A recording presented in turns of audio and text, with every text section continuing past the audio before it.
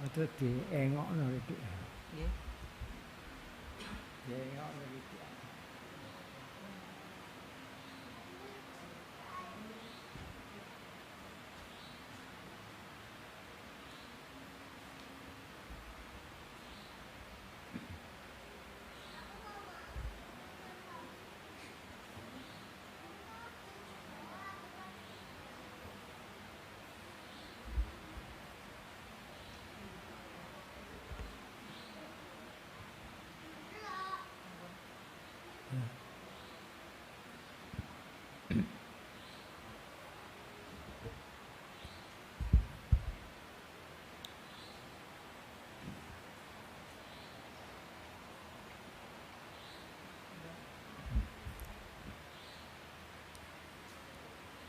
Sampun aja, sampun aja. Masya.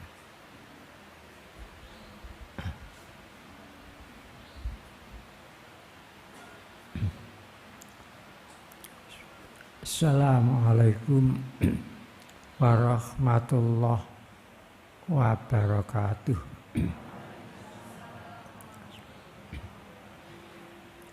Bismillahirrahmanirrahim. Alhamdulillahi rabbil alamin. Al-qailu fi kitabihil karim. Wala taqfu ma laisa laka bihi ilmun. Inna sam'a wal basara wal fu'ada kullun ulaika kana anhu mas'ula. Qala Rasulullah sallallahu alaihi wasallam idza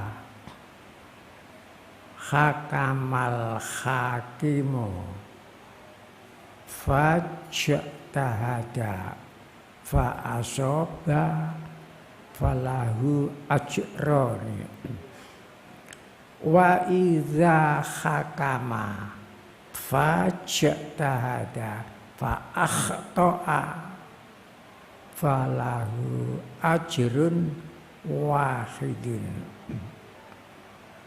An Amru bin As.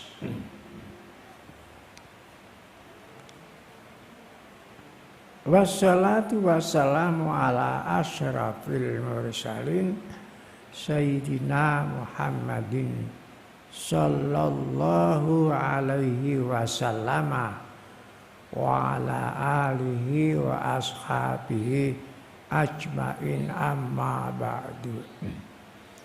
Hadirin wal hadirat yang dimuliakan oleh Allah Ta'ala. Pada malam ini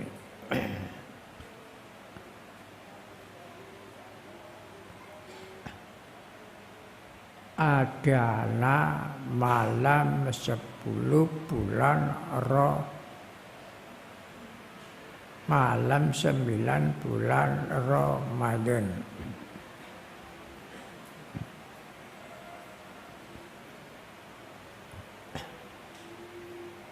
Dan pada malam berikutnya malam 10 malam 10 Ramadan. Tanggal 9 Ramadan, tanggal kemerdekaan bangsa Indonesia.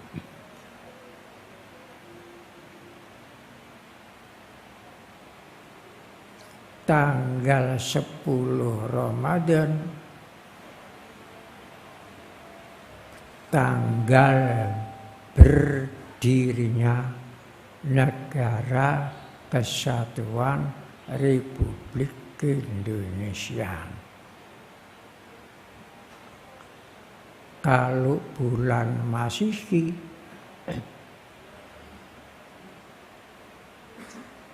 tanggal kemerdekaan bangsa Indonesia tanggal 17.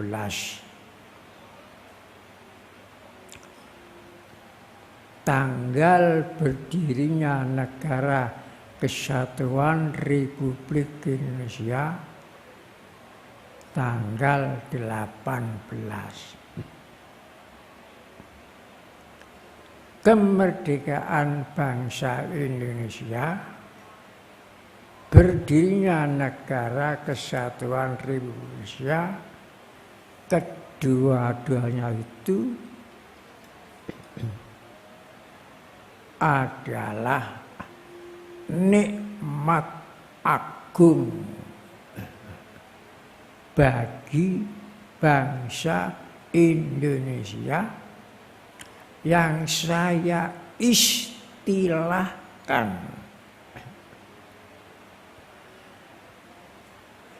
Lailatul Qadarnya bangsa Indonesia.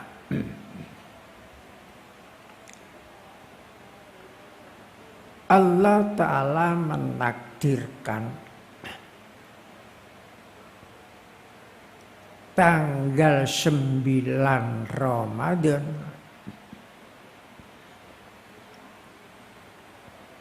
tanggal kemerdekaan bangsa Indonesia. Artinya 9 Ramadan kemerdekaan bangsa Indonesia itu mempunyai latar belakang sekali merdeka, tetap merdeka. Sekali merdeka, tetap merdeka sampai kapanpun. Sekali merdeka tanggal 9 Ramadan, tetap merdeka karena bilangan 9 itu tetap 9. 9 kali 2 18. 18 1 dengan 8 9. 9 kali 3 27. 2 dengan 7 9. Sampai berapapun dikalikan tetap 9. 9. Jadi sekali merdeka tetap merdeka.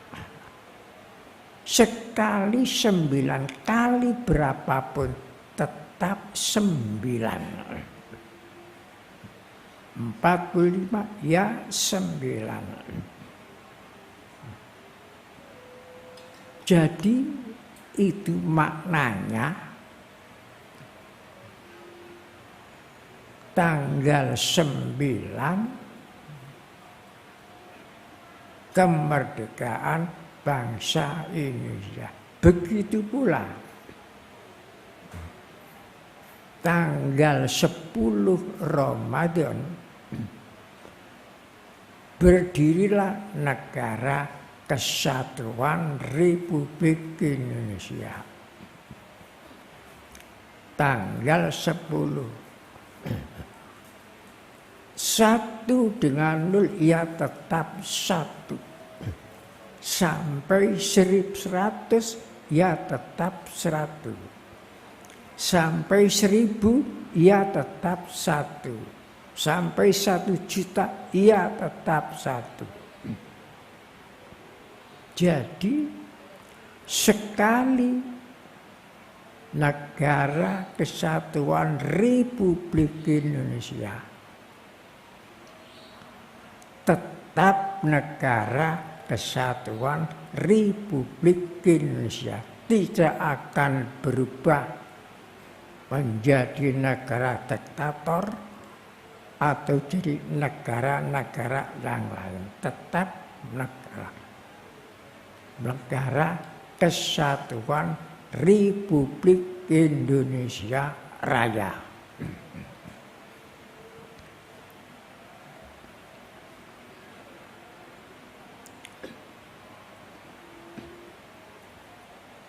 Apa makna negara Kesatuan Republik Indonesia? Jangan sampai salah ngerti pengertian. Memang banyak buku-buku referensi yang tidak akurat, yang tidak sesuai. Dikira negara Kesatuan Republik. Kalau ada pertanyaan, dasar negara yang ketiga, Persatuan Indonesia. Kok namanya negara? Bukan negara persatuan, kok negara kesatuan? Negara Kesatuan Republik. Kok tidak negara Persatuan Indonesia? Supaya sesuai dengan sila yang ketiga. Sila yang pertama, ketuhanan yang Maha Esa. Sila kedua, kemanusiaan yang adil dan beradab. Sila ketiga, Persatuan Indonesia. Mengapa kok nama negara kesatuan? Kok tidak negara Persatuan Indonesia? Ini banyak yang tidak mengerti. Banyak yang tidak mengerti. Seperti kesalahannya mengatakan negara Kesatuan Republik Indonesia. Dikira republik tadinya banyak. Ada buku yang lain menyebutkan Republik Jawa, Republik Sumatera, Republik Kalimantan, sampai lain-lain republik. Sehingga dikumpulkan disatukan menjadi negara Kesatuan Republik Indonesia. Itu tidak tepat. Itu salah satu referensi ada yang begitu. Jadi negara kesatuan itu bukan kesatuan dari luar, kesatuan dari jati dirinya sendiri. Kesatuan dari jati dirinya sendiri, bukan kesatuan dari luar. Republik banyak, kemudian disatukan menjadi negara Kesatuan Republik Indonesia. Republik itu bentuk negara, bentuk, bukan jati diri negara, bentuk saja. Negara kesatuan bentuknya republik. Itu yang benar. Negara kesatuan, kesatuan dari jati dirinya sendiri, tapi bentuknya republik. Bukan republik banyak disatukan menjadi negara Indonesia, bukan. Itu salah. Jadi banyak buku, ada buku-buku yang ngopas itu. Karena saya punya referensi banyak masalah kebangsaan, banyak. Jadi negara kesatuan dari jati dirinya sendiri.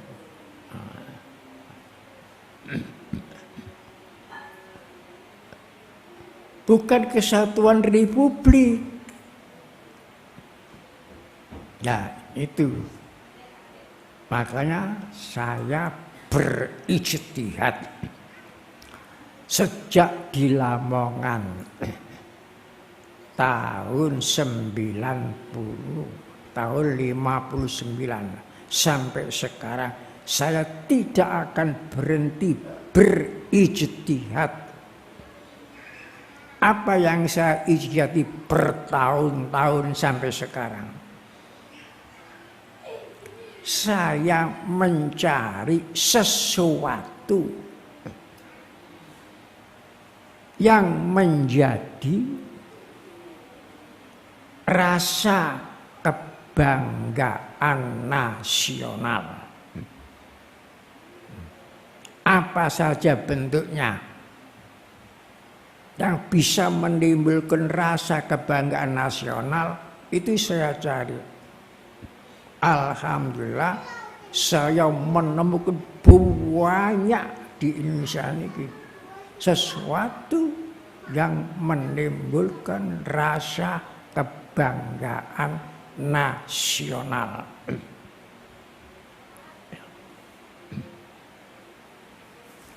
Dan dari rasa kebanggaan nasional itu nanti menimbulkan rasa cinta tanah air yang sejati.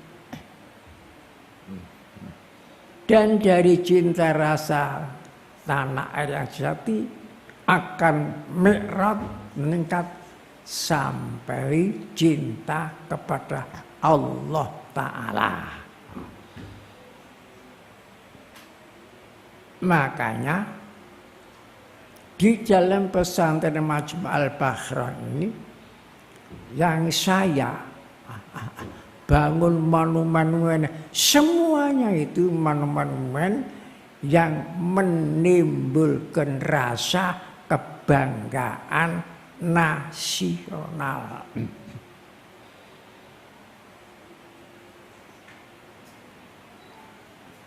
Seperti monumen Hubbul Waton Minal Iman, monumen pembukaan Undang-Undang Dasar 45, itu juga menimbulkan rasa kebanggaan nasional. Monumen Sumpah Pemuda menimbulkan rasa kebanggaan nasional. Monumen lagu-lagu kebangsaan juga menimbulkan rasa kebanggaan nasional. Tapi monumen proklamasi menimbulkan rasa kebanggaan nasional.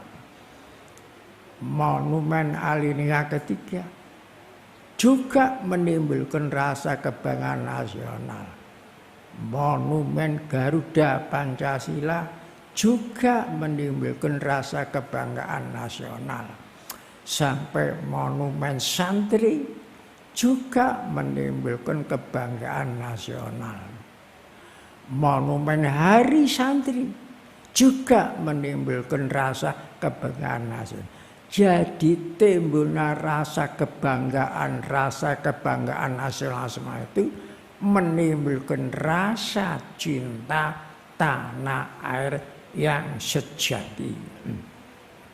Nah dari situ maka saya jadikan sapi itu ada untuk santunan nasional itu semuanya timbul dari yaitu mau cinta tanah air yang sejati.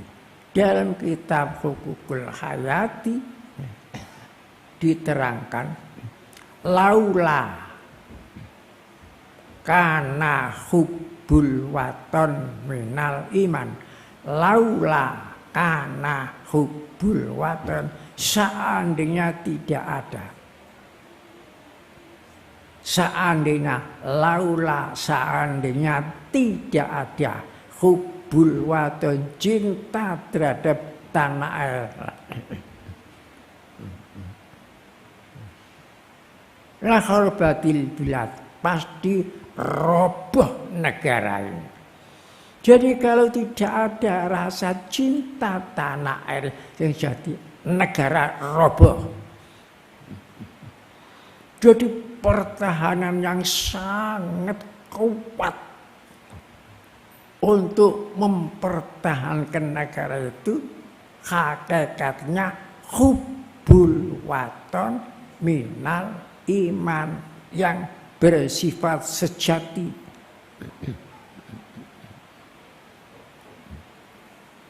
Dengan ikhlas itulah yang akan menjadi pertahanan negara. Maka di sini bukan saya didik dari segi keagamaan saja, tapi saya dari kebangsaan. Saya didik.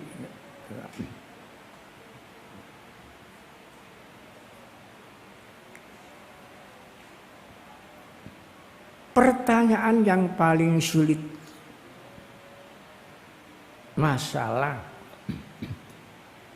kemerdekaan tanggal 17.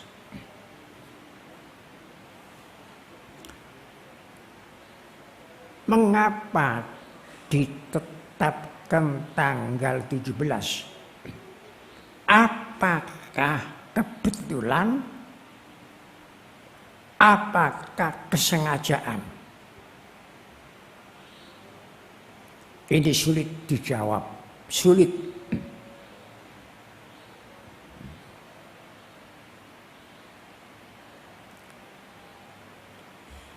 Ditetapkan tanggal 17.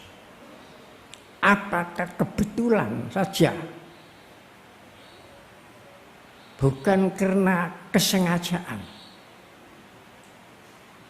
Kalau dijawab kebetulan, maka 434 tahun perjalanan menuju kemerdekaan, semua itu hanya kebetulan, tidak ada perencanaan.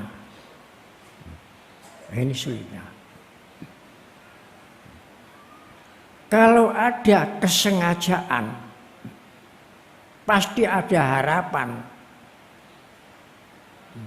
Mengapa kok dipilih tanggal 17? Kok tidak lainnya? Ini mesti ada harapan. Apa yang diharapkan dari tanggal 17? Ini pun sulit. Jangankan pikiran-pikiran biasa orang awam. Soekarno sendiri itu waktu ditanya, mengapa tidak malam 15 ini saja dan tanggal 16 saja proklamasi kemerdekaan? Justru yang dipilih kok tanggal 17. Apa jawaban Bung Karno? Apa jawabannya? Saya tidak bisa menerangkan secara masuk akal. Coba, itu pikiran Soekarno. Orang yang berkualitas. Saya tidak bisa menerangkan harapan tanggal 17 secara masuk akal. Tidak bisa. Padahal dia yang milih, tapi tidak bisa menerangkan. Ada apa? Ini ada rahasia yang besar. Jadi apa yang diharapkan kok milih tanggal 17? Saya tidak bisa menerangkan secara masuk akal. Tapi saya percaya dengan mistik. Nah, kalau menelusuri jawaban Pak Karno itu masuk ke daerah agama. Sampai ditelusuri terus sampai mengenai jumlah dasar negara,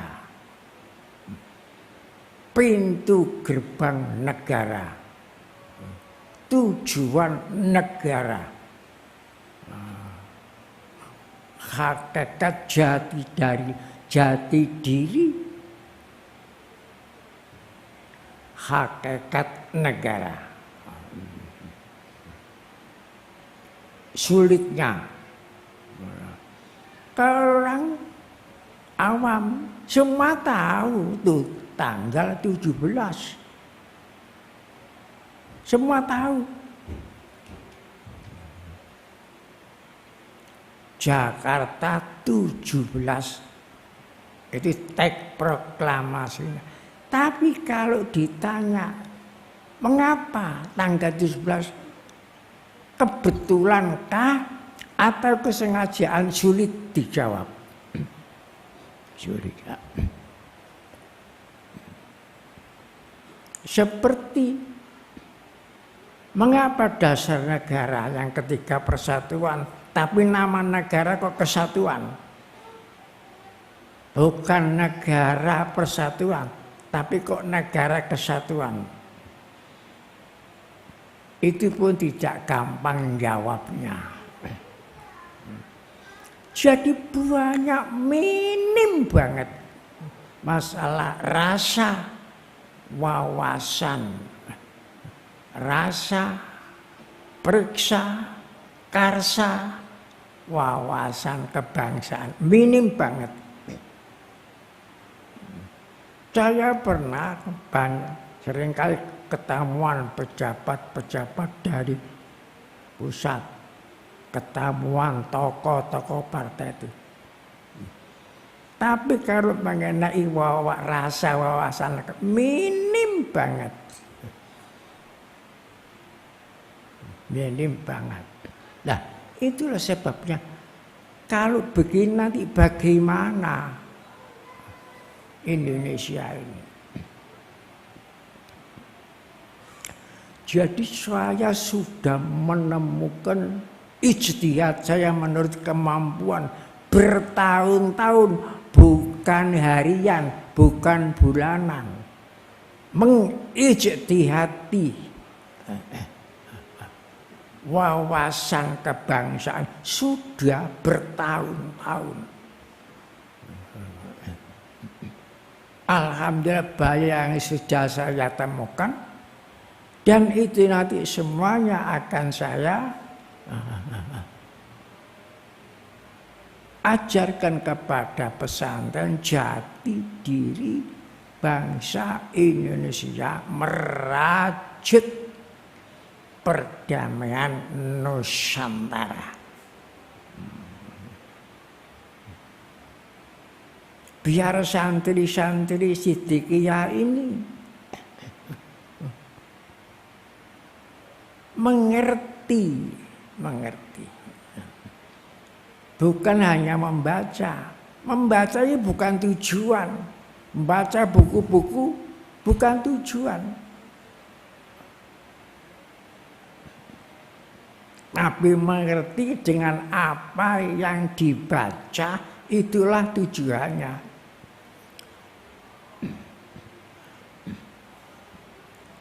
Buktinya tiap 17 Agustus banyak membaca teks proklamasi, tapi tidak mengerti. Di satu kalimat pun di teks proklamasi itu, dari awal sampai akhir, dari akhir sampai awal, dari awal tengah akhir, kata-kata kemerdekaan Republik itu tidak ada. Pada yang membaca itu dari pusat sampai di surat-surat kabar itu malah yang banyak itu kemerdekaan Republik, bukan kemerdekaan bangsa. Nah, ini sudah meninggalkan teks proklamasi. Padahal di teks proklamasi pertama seperti kami bangsa Indonesia, bukan kami Republik Indonesia.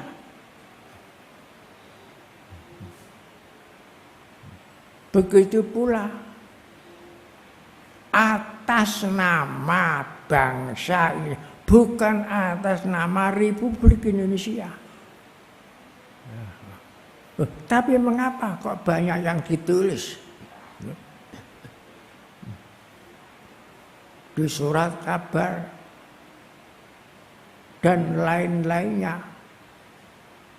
17 Agustus kemerdekaan Republik, mana sumbernya?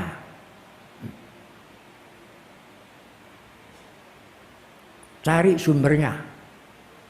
Tidak ada.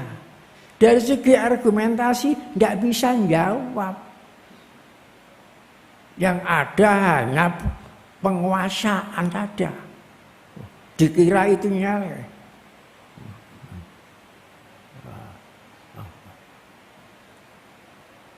Mana? Dalilnya mana? Sumbernya mana? Kalau kemerdekaan Republik. Jadi kalau kemerdekaan bangsa ini bisa menimbulkan kebanggaan nasional, rasa bangga. Asalnya bangsa yang terjajah beberapa ratus tahun akhirnya dengan berjuang sungguh-sungguh bisa jadi bangsa yang merdeka. Tetapi kalau kata-kata kemerdekaan Republik, tanyakanlah kapan Republik dijajah? Baru merdeka 17. Tidak bisa menjawab.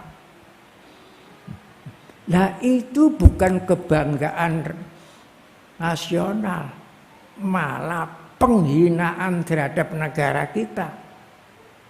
Negara Republik tidak pernah dijajah, tapi malah dikatakan mantan negara jajahan. Jadi kalau kemerdekaan Republik berarti Republik pernah dijajah. Siapa yang jajah negara Republik? Tanyakan kepada orang-orang yang berkata seperti itu. Apa yang dijajah Jepang Republik? Apa yang dijajah Belanda Republik?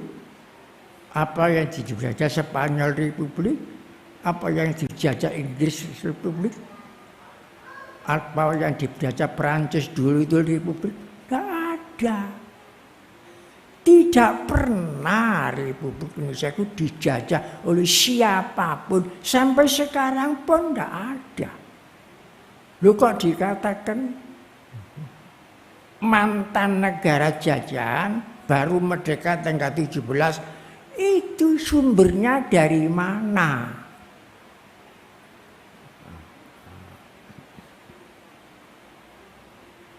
Nah, itu banyak. Saya sering ketemuan pejabat-pejabat, tapi kalau saya tanya itu ya tolak-toleh saja.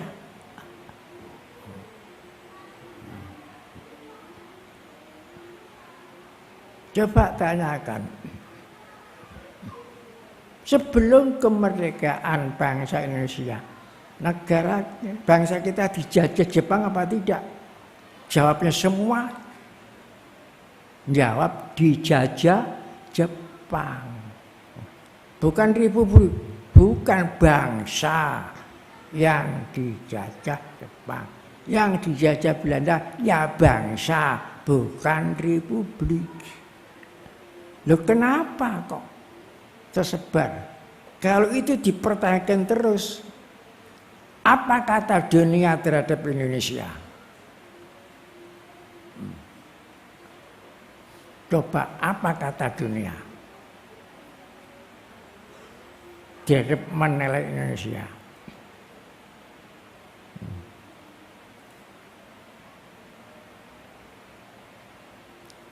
Kan banyak orang-orang asing mempunyai ya,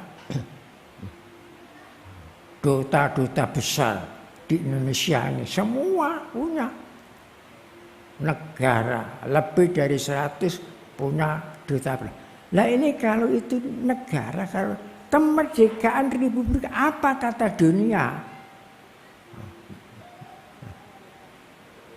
Bagaimana kalau bangsa Indonesia dinilai bodoh terhadap akte kelahiran kemerdekaan sendiri?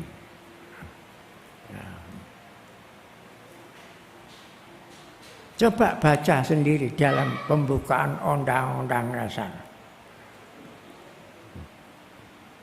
Dan perjuangan pergerakan kemerdekaan Indonesia. Tidak ada kemerdekaan Republik Indonesia. Nah ini banyak. Ya. Apalagi orang awam.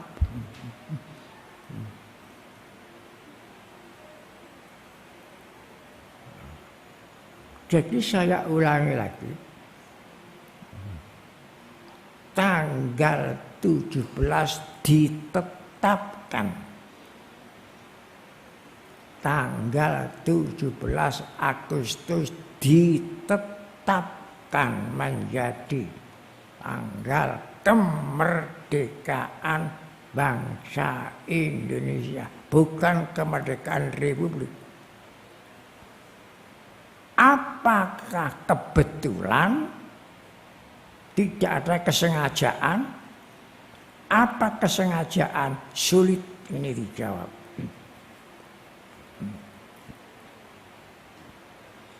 Jadi kalau warga Jogja itu, kalau nanti tidak mengikuti pesantren Jati Diri, tidak ngerti. Jawabannya tidak ngerti. Inilah hasil ijtihad saya mulai di Lamongan sampai ke sini, sampai sekarang ini. Sudah saya temukan beberapa.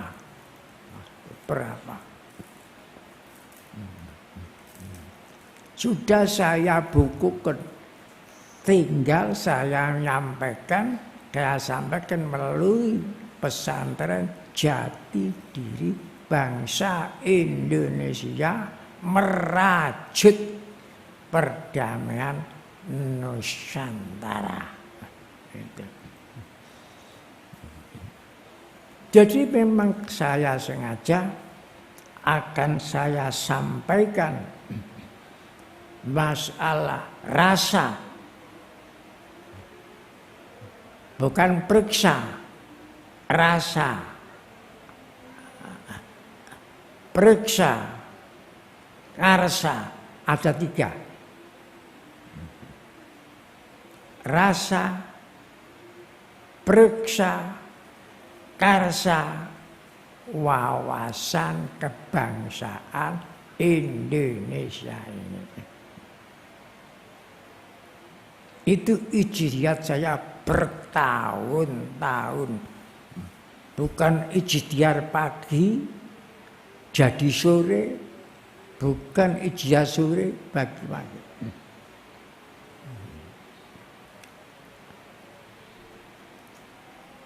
Ijtihad saya itu didorong oleh ayat Al-Quran dan hadis Nabi.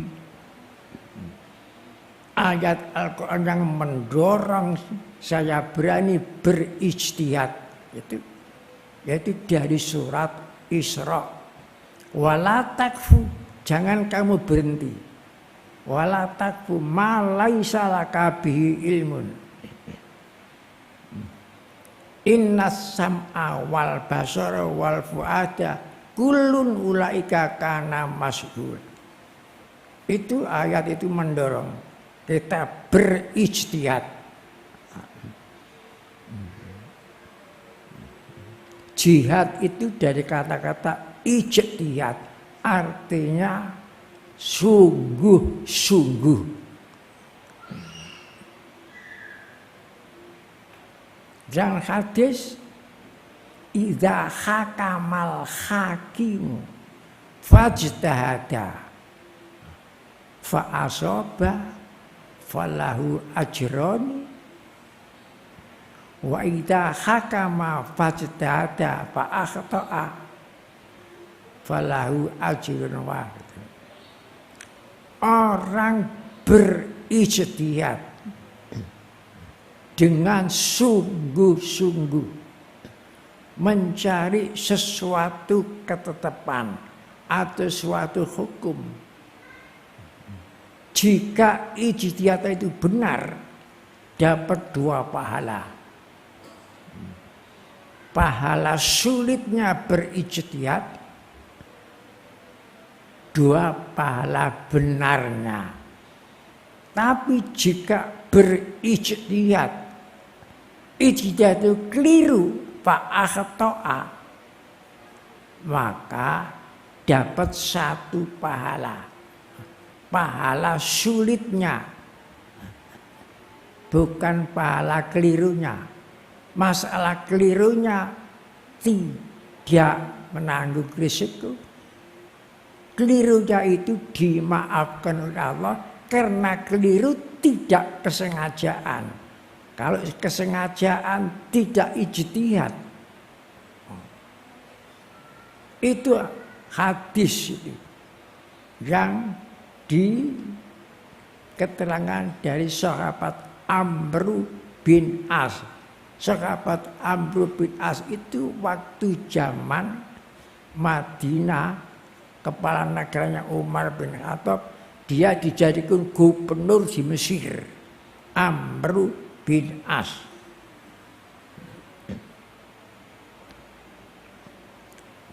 Jadi kalau ijtihad saya, masalah rasa wawasan kebangsaan itu benar, saya dapat 2 pahala dari Allah. Tapi kalau salah, masih dapat 1 pahala. Sulitnya berijtihad, tapi kesalahan dimaafkan oleh Allah karena tidak sengaja, hanya kekeliruan saja karena kelemahan diri saya, kelemahan diri yang berijtihad. Jadi sampai sekarang pun tetap saya itu berijtihad terus, karena tidak boleh berhenti. Wala takfu, jangan kamu berhenti, karena didorong oleh ayat wala takfu, saya tetap berijtihad. Pintu ijtihad tidak tutup, terbuka terus. Tanpa ada ijtihad tidak ada kemajuan di dunia ini. Tidak ada kemajuan di bidang pertanian, tidak ada kemajuan di bidang teknologi. Semua itu hasil ijtihad. Ijtihad, tajribah, ijtihad, tajribah dan sebagainya. Nah, itulah sebabnya saya mendidik, bukan sekedar nyamakan, mendidik santri-santri dari Siddiqiyah ini supaya belajar menurut kemampuannya. Jangan beku akal pikir ini, berijtihad, usaha. Dan ijtihad yang saya usahakan adalah mengenai rasa wawasan kebangsaan ini. Ya.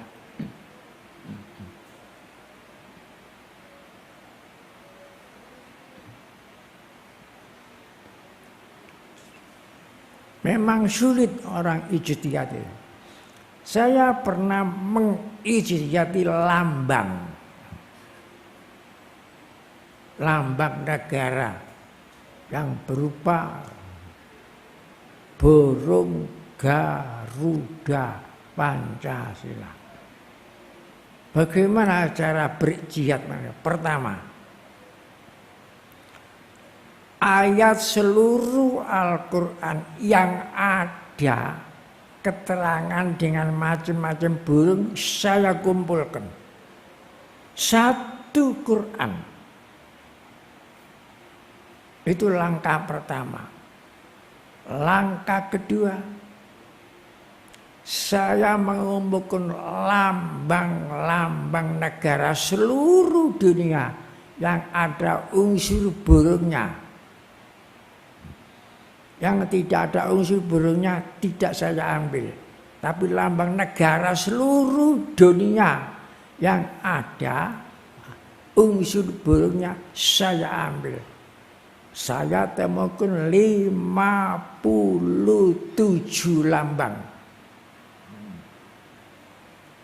Langkah yang kedua itu. Langkah yang ketiga, saya membaca buku-buku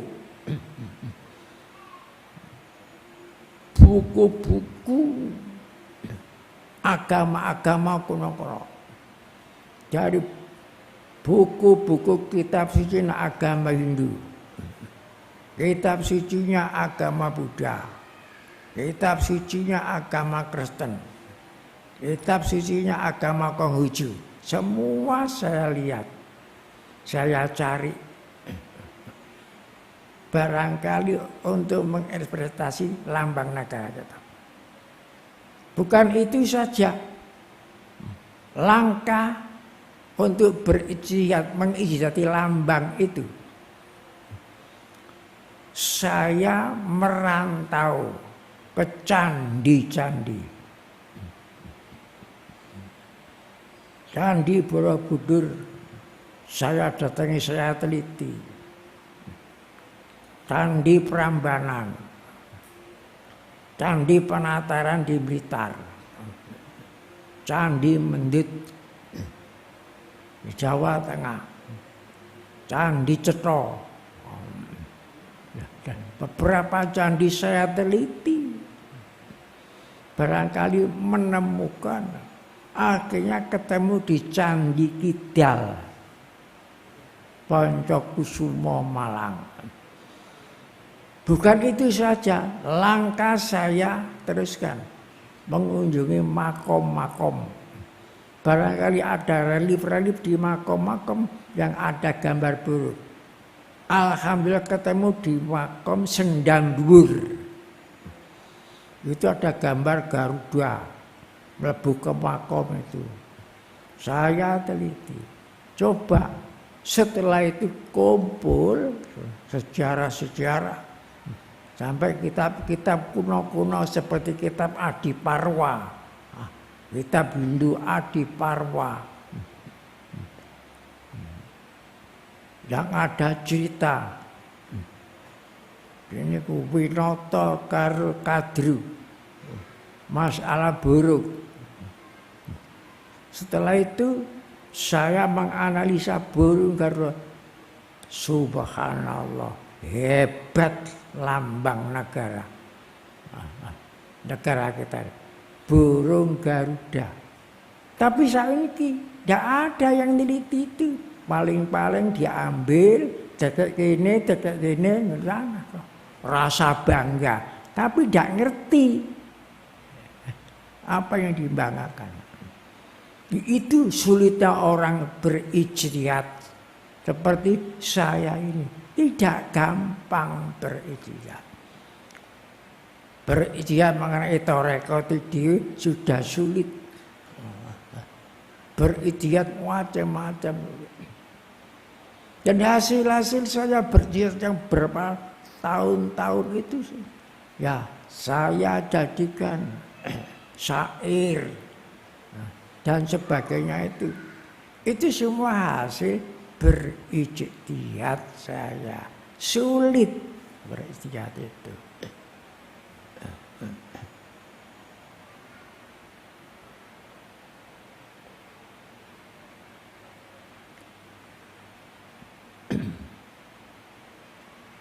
Jadi tidak gampang. Makanya kalau salah masih dapat pahala karena sulitnya. Itu kalau salah, tapi salahnya dimaafkan oleh Allah. Karena sulitnya berijtihad. Lain dengan orang terima matang itu belum berijtihad bagaimana buat kamilah. Wah. Itu pun hasil ijtihad. Bagaimana menciptakan organisasi, ini semua bakal ijtihad. Bagaimana buat santunan nasional, itu semua. Mana ada berani pasang sepanduk terus santunan nasional, ya ada. Jadi semuanya ini bukan serba angger ngomong tanpa watonan.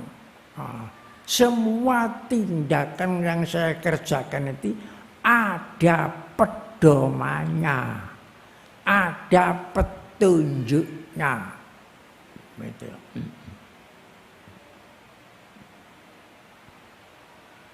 Bukan seperti di buku-buku referensi itu. Bukan.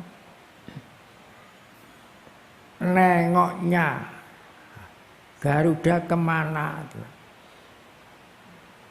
Pernah waktu saya bangun monumen Garuda di belakang itu, yang saya serahkan Pak Mati, laporan sudah 5 kali, sudah yai tak periksa salah. Tak periksa salah. Lah iki rantene kok buntir kabeh di. Lho. Terus buntir rantene ana sing persegi, ana sing bulat. Persegi iki dari lafal iku hadza. Dan yang bulat ini dari lafal hadhi. Hadza itu menunjukkan isyarat lanang, hadhi itu huruf hak marbuta menunjukkan isyarat wadon. Jadi rantai itu lambang kemanusiaan. Bunder, persegi, bunder, persegi, lanang, wedok, lanang, wedok. Tapi harus bersambung. Dibalik teman keliru, diperbaiki mana, laporan mana, kalau periksa mana, keliru mana. Nengoke keliru. Keliru. Terus jomra bulune keliru. Jadi ijtihad itu memang sulit. Seandainya semua sandunya iki lanang kok wis punah gak ana manusia.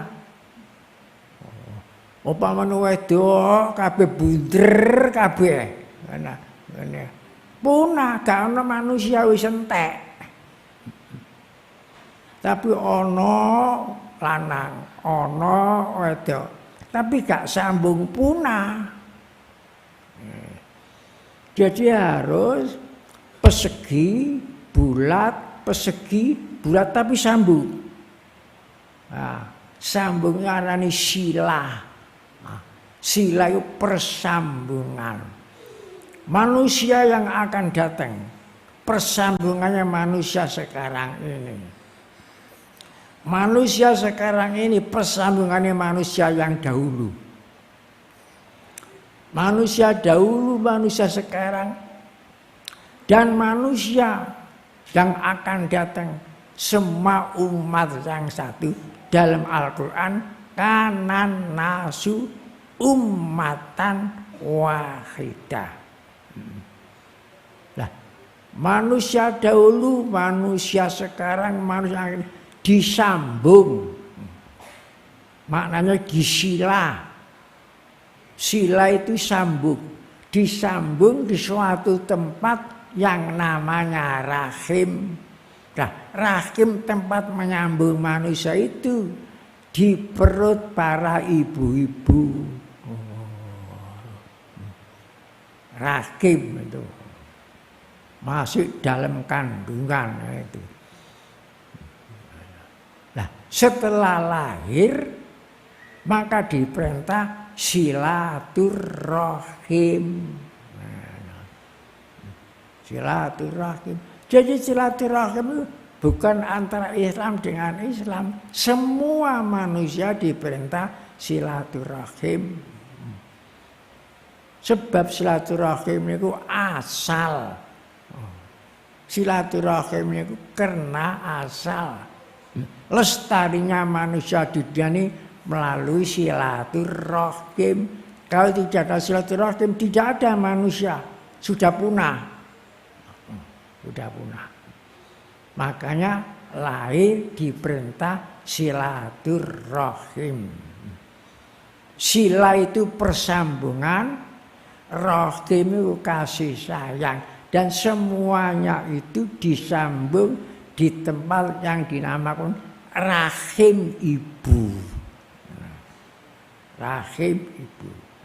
Makanya itu saya jadikan itu ciri khas Fitikiyah. Pertama silaturahim, banjur santun, banjur sedekah, telu itu. Jadi 3 itu menjadi ciri khas Siddiqiyah. Tapi pertama harus silaturahim. Itu semua hasil ijtihad. Jadi tidak gampang. Semuanya ini ada.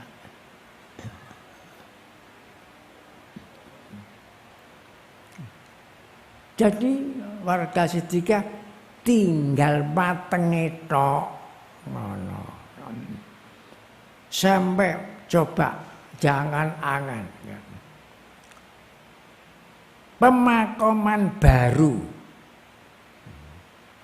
untuk warga Siddiqiyah yang jadi juru biat Khalifah Siddiqiyah, saya siapkan pemakaman baru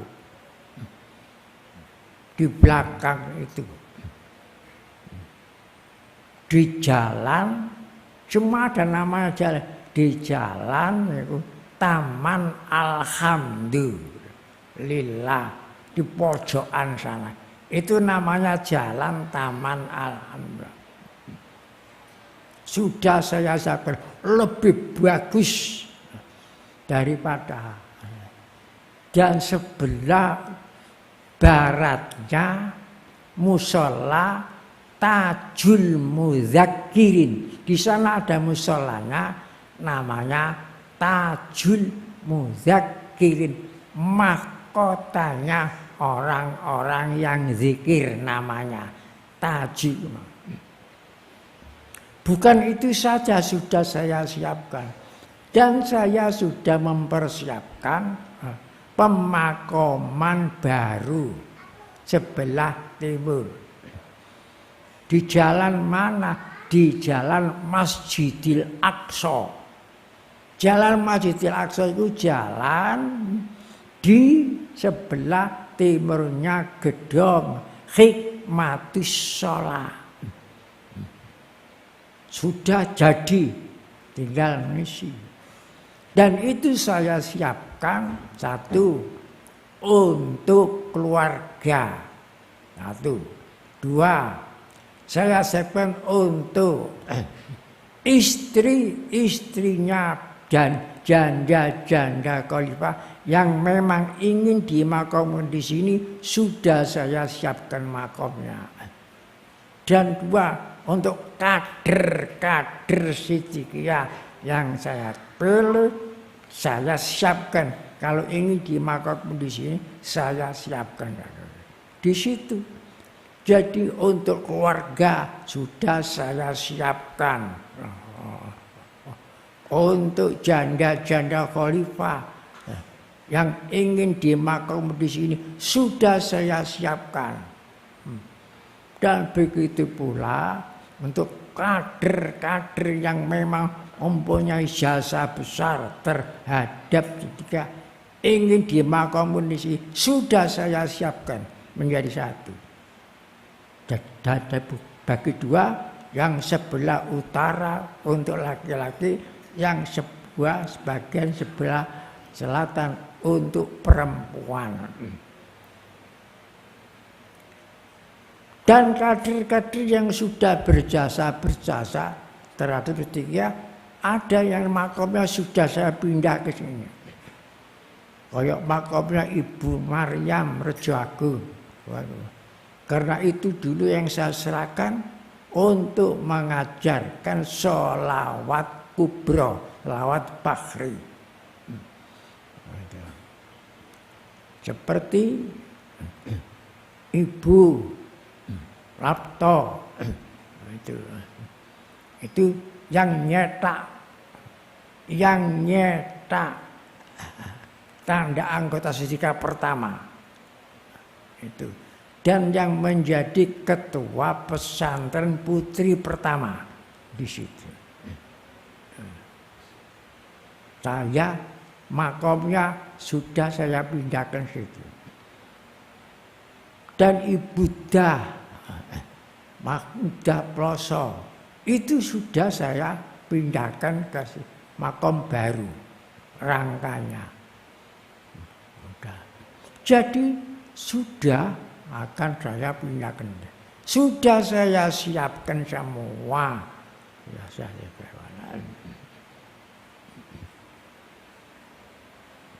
tapi orang-orang yang sudah khianat terhadap seperti walaupun dulu jasa, tapi sekarang khianat tidak boleh.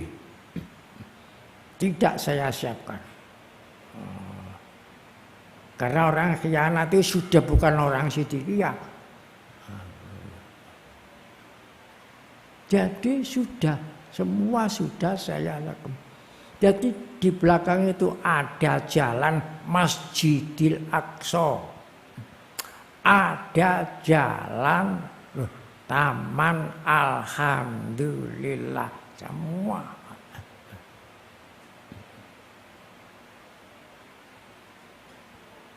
Semuanya itu ada maknanya, semua tidak ngawur. Semua. Seperti bangun Jamiatul Mudzakirin, itu sudah ada hak patennya. Tidak boleh semua orang niru bangun Jamiatul Mudzakirin tanpa ada izin dari Sidikiyah, tidak boleh. Karena itu sudah masuk paten. Sudah dimasukkan ke paten, tidak boleh. Jadi Sidikiyah ini semakin tidak ngawur. Sidikiyah ini ngawur. Semuanya. Nah, untuk itu yang paling penting sekarang ini bagi warga Sidikiyah untuk lestarinya Tarekat Sidikiyah Indonesia. Karena Tarekat Sidikiyah untuk melestarikan nilai-nilai luhur Indonesia, yaitu yang mempunyai kebanggaan nasional, semua dilestarikan oleh Sidikiyah. Seperti sedekah spontanitas, bukan untuk saya, tapi ini untuk kepentingan umat. Seperti baru-baru ini kirim, ya, dana untuk bencana di jauh, di wetannya Bali sudah dikirim ke sana, di Palu sudah dikirim ke sana. Semuanya itu untuk umat, bukan untuk pribadi, bukan untuk pribadi. Jadi itu nanti aset-aset seluruh Indonesia ini nanti untuk pelestarian ajaran Sidikiyah Indonesia, bukan untuk pribadi, bukan untuk saya. Saya pun sudah biaya miliaran, itu pun akan saya limpahkan untuk kelestarian umat. Jadi itu nanti menjadi yang mengelola itu organisasi. Jangan dikira itu milik saya. Dari saya sendiri banyak yang saya hibahkan kepada organisasi. Ini sudah saya tanda tangani dan sudah masuk notaris.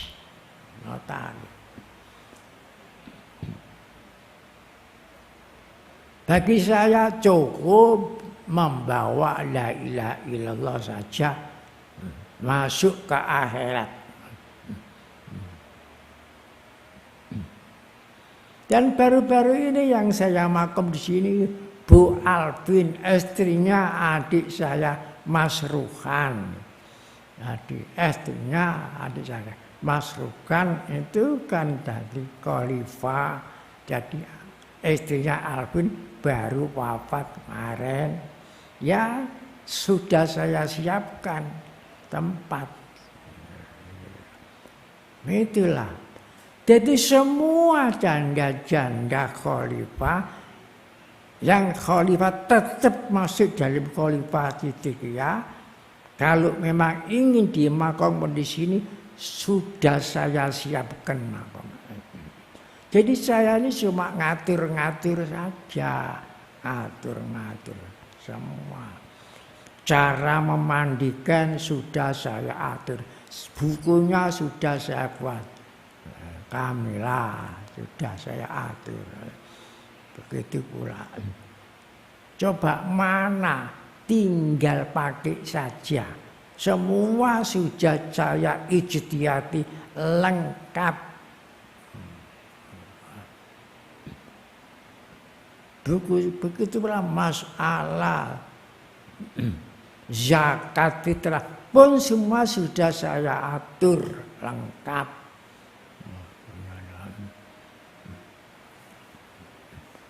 Bukan untuk kiainya, bukan. Dan saya sudah dipesan oleh abah saya, jangan minta sumbangan pakai proposal, jangan. Itu melemahkan jiwa. Itu nanti yang ditakuti nanti dicontoh oleh murid-murid. Tapi kalau memang kiainya itu gemar minta, murid sama kayak minta semuanya, negara jadi repot. Itu pesan abah saya itu. Abah saya.